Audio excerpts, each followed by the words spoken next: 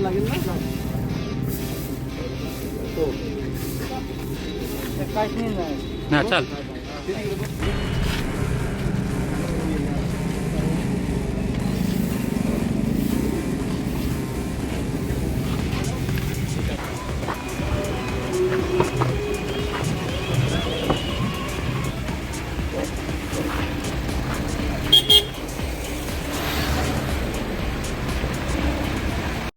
व्यक्ती होतात आणि गावात काचाच्या बाटल्या फोडल्या, त्यानंतर त्याला आपण एक गांधीगिरीच्या पद्धतीची शिक्षा देखील दिली, झाडू मारायला होते. खरं म्हणजे मला काय बोलावं की समजा इतकं 42 टेम्परेचर या ठिकाणी आहे आणि या बाजार दारू फुल पिऊन त्या ठिकाणी एवढ्या हायवेवर इथं रस्त्यावर त्या थम्सअपच्या कोकोकोलाच्या बाटल्या फोडतोय आणि सर्वदूर त्यांनी काचच का ठेवतो. जवळ 25 बाटल्या त्यांनी रस्त्यावर फेकलेल्या आहेत आणि सगळे काच करून टाकलेले आहेत. येणाऱ्या गाड्यांना तो काच लागतायत. आता इथे गाव आहे, त्या गावामध्ये सगळे रस्त्याने बाया जातील, महिला मुलं मुली खेळतील, सगळे काचच का झाले. आपण बघितलं किती काच झालेले आहेत आणि कोणीच बोलत नाही. सगळं गाव गंमत बघते त्याची. म्हणून मी इकडनं लग्नावून येत होतो म्हणून मग मी ते बघितलं आणि त्यानंतर मग माझ्यासोबत पोलीस होते, त्यांना आपण ताब्यात घेतलं आणि त्याला झाडू देऊन सगळा रस्ता साफ करायला लावला. अर्धा रस्ता लागला त्याला, पण सगळं समोर साफ करायला लावला.